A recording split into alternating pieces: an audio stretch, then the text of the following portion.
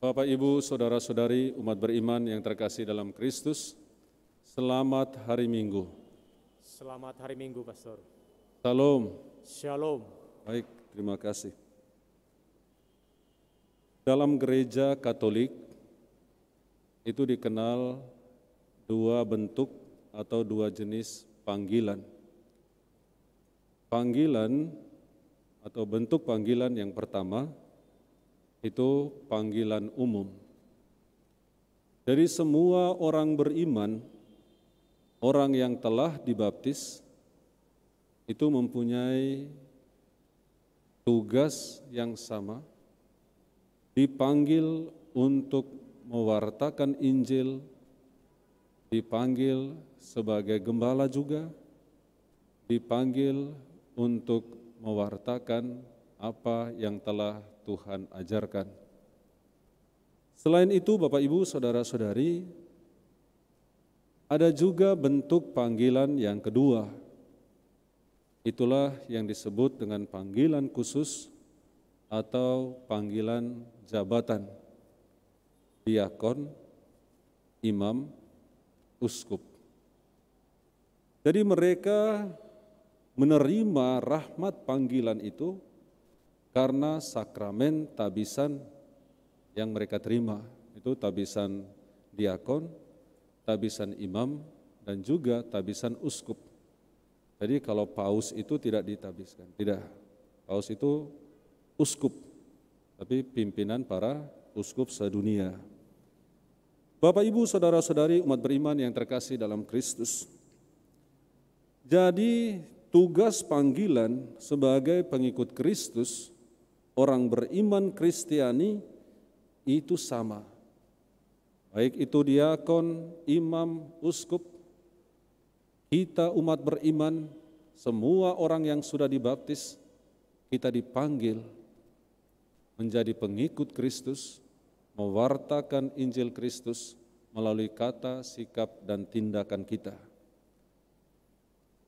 Dan tugas ini semakin diperteguh bagi para panggilan khusus, orang-orang yang menjalani panggilan khusus, yaitu para diakon, imam, dan uskup. Karena selain menerima rahmat tabisan, mereka juga menerima rahmat sakramen baptis seperti kita semua. Bapak, Ibu, Saudara-saudari, itulah hantaran katekese pada minggu panggilan ini. Karena itu kepada kita semua umat beriman, kita disadarkan kembali akan tugas panggilan kita sebagai umat beriman Kristiani. Semua kita yang telah menerima rahmat sakramen baptis, apalagi yang menerima rahmat sakramen tabisan, mempunyai tugas untuk mewartakan Injil Kristus kepada semua orang melalui kata-kata kita, sikap kita, maupun tindakan kita. Karya atau tugas panggilan ini tidak gampang. Karya dan tugas panggilan ini itu menuntut pengorbanan. Kita tidak usah susah-susah mencari siapa kira-kira yang bisa kita jadikan contoh atau teladan dalam hal berkurban. Kita sudah mempunyai Kristus Tuhan kita. Dialah Sang Gembala Agung yang sering juga disebut pastor bonus atau gembala baik. Darinya lah kita belajar bagaimana berkorban. Kita cukup memandang salib. Kita lihat salib di depan ini, Bapak, Ibu, Saudara-saudari. Disitulah dilukiskan cara yang paling tepat, penuh dan sempurna untuk berkorban. Berkorban untuk keselamatan banyak orang. Biasanya itu tidak enak. Kalau namanya berkorban itu menyakitkan, bukan menyenangkan. Membuat kita menderita, membuat kita susah. Tetapi hanya itulah satu-satunya cara. Hanya itulah satu-satunya jalan kita menjalani kehidupan panggilan kita sebagai pengikut Kristus. Semua kita yang telah menerima rahmat sakramen baptis, apalagi yang menerima rahmat sakramen tabisan. Bapak, Ibu, Saudara-saudari, umat beriman yang terkasih, 3 minggu yang lalu dalam rapat panitia peletakan batu pertama pembangunan gereja Calon Stasi Santa Faustina, Labuan Deli. Di sana saya rapat bersama para pengurus gerejanya. Lalu seorang bapak bertanya, kebetulan beliau adalah ketua lingkungan. Pastor, saya sebenarnya agak keberatan. Kenapa Pak? Begini Pastor, saya sudah mengorbankan waktu, kadang-kadang mengorbankan materi. Kalau ke lahan ini kan Pastor, itu kan butuh waktu, juga butuh uang, angkot, kendaraan dan lain-lain. Lalu masa pastor mengatakan supaya kami yang harus memberi makan kepada orang-orang yang datang dalam perayaan peletakan batu pertama itu. Bagaimana caranya pastor? Saat ini kan lagi susah, COVID, karena corona dan lain-lain. Lalu dengan kalimat yang sangat sederhana, saya bertanya kepada Bapak ini, Pak, saya mau bertanya dulu kepada Bapak. Bapak mau menjadi orang yang luar biasa dalam hidup ini, atau mau menjadi orang yang biasa-biasa saja? Lalu si Bapak ini menjawab, ya tentulah pastor, saya mau menjadi orang yang luar biasa. Nah itu dia Pak.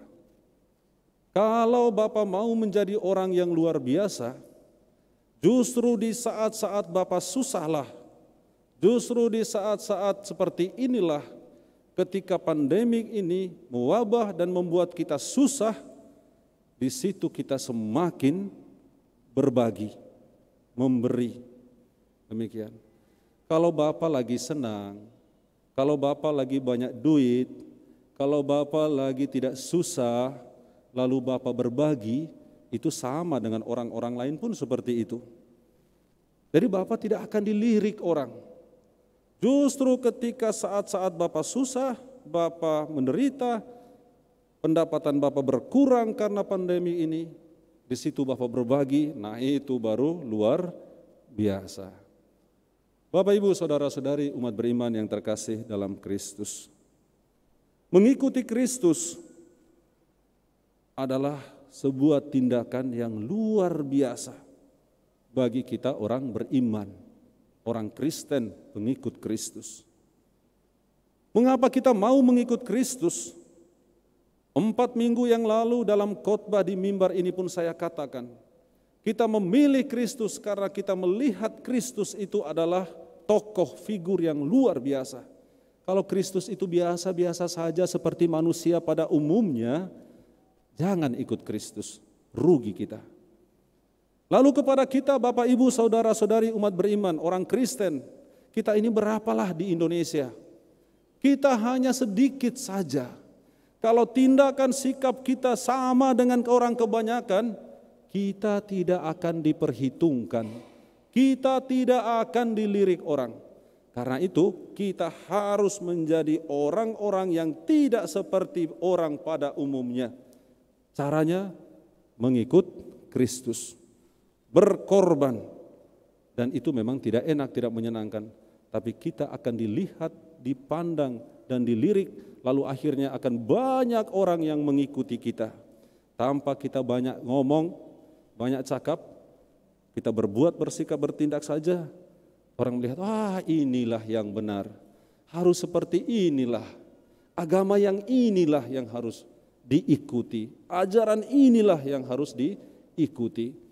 Karena itu Bapak Ibu Saudara-saudari umat beriman yang terkasih dalam Kristus, pada minggu panggilan ini, saya tidak mengajak kita untuk menjadi seperti pastor, seperti uskup, seperti diakon, tidak. Saya juga tidak mengajak kita untuk menjadi seperti para suster ini, tidak. Karena tidak semua mau, saya tahu itu, yakin. Maka Bapak Ibu Saudara-saudari, dengan memilih mengambil jalan menjadi orang Kristen pengikut Kristus, itu sebuah pilihan yang luar biasa. Percayalah, Kalau kita menyatakannya, menunjukkannya dengan kata-kata, sikap dan tindakan kita dalam hidup kita sehari-hari, di tengah-tengah keluarga, masyarakat, dunia kerja, studi dan lain-lain, orang akan melihat inilah yang benar, jalan inilah yang harus ditempuh. Kalau tidak bisa aku masuk ke sana, sekurang-kurangnya ku dukung mereka. Amin.